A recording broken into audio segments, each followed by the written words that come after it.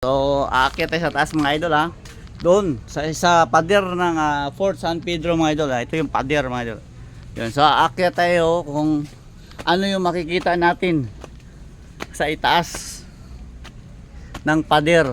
Yan. Tingnan mo mga idol. Teng teng. Yun ang makikita natin mga idol. Yun, napakaganda. Mayroong mga kanyon na nakaharap sa silangang bahagi ay yan ito yung mga kanyon mga idol, kasi doon umaano yung mga kalaban. Yan mga kanyon na nakalagay sa pader. Yan isa-isa.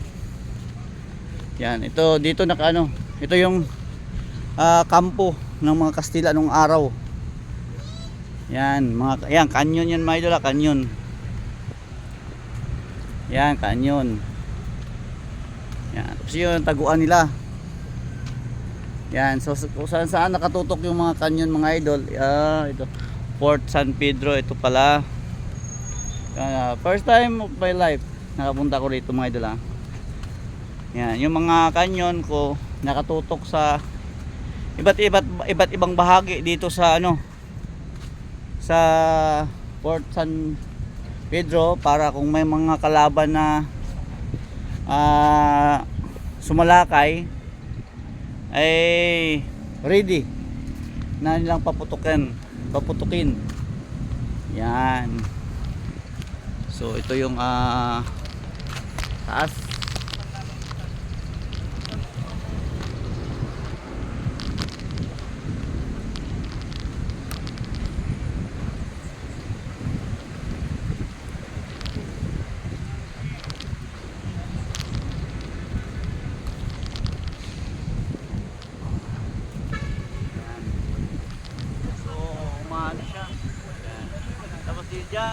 Diyan nakatago ang mga Kastila. Yan, diyan nakatago ang mga Kastila. Dito nakatago. Diyan sa loob. Tapos diyan sa labas, yan.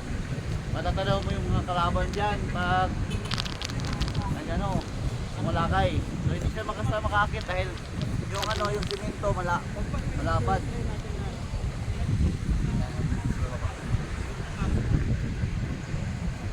So napakalupit pala talaga nito mga idol, ang Fort San Pedro, dahil napalibutan ng mga kanyon.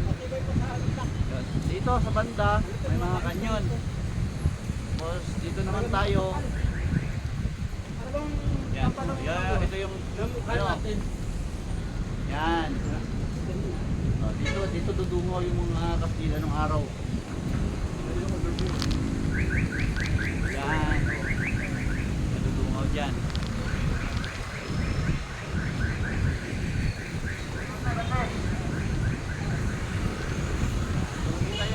Kanyon yung mga idol, yan mga kanyon na nakatutok. Yan, papansin nyo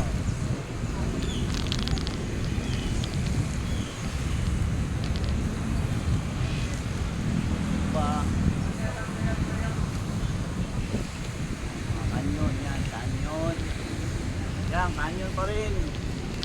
Yan yung mga nakatutok mga idol.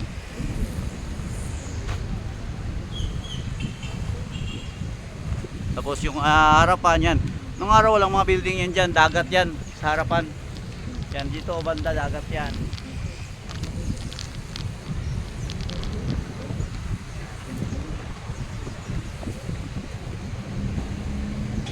Ito Central Post Office, yan, mga dagat yan dyan, harapan na yan.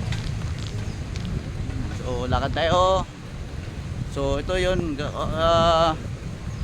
4 feet ang lapad ng pader, 4 feet. Yan, 4 feet po yan mga idol, papunta roon. Yan, grabe ang lapad talaga.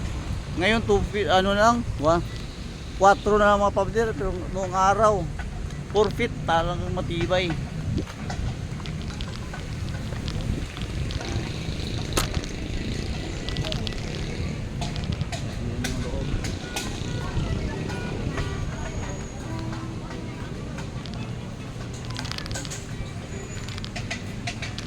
Yan, sa kabilang naman, bali triangle to mga idol, triangle. Ang ano nito, ang shape. hugis. Yan. So bawat sulok mga idol is mayroong mga kanyon, bawat sulok. Yan, sa kabilang sulok naman tayo mga idol. Yan, may kanyon din. Yan, kanyon. Tatlong sulok po mga idol. Yan, may mga kanyon, no? Yan, kanyon.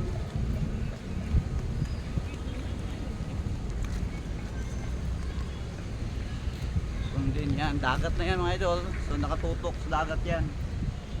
Yung mga kanyon. Ay, ngayon, mga bahay na nakaharap. Na ano na.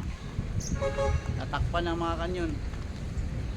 Ayan, kung napapansin nyo, dagat yan mga idol.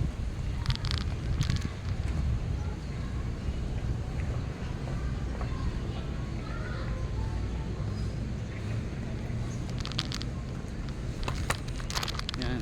So, napakalaking kanyon, no? Nakita mo yan.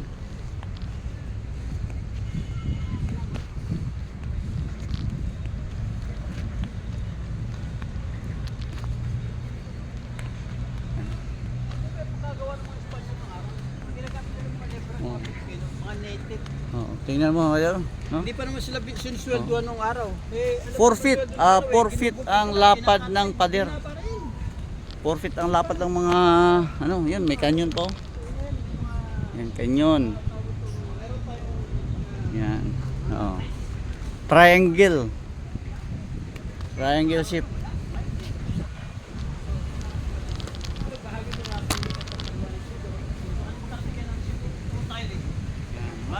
Maganda yung place mga idol na parang ano mo siya, iisip mo yung ano, mga nakaraan, nakalipas na panahon. Dahil andito pa yung mga bakas or mga bakas na naiwan tulad ng canyon. Yun yung nagpapaalala sa atin na tayo po ay nasakop ng mga Kastila. Tama. Ng araw. Tama. So dapat ipaglaban natin. Tama.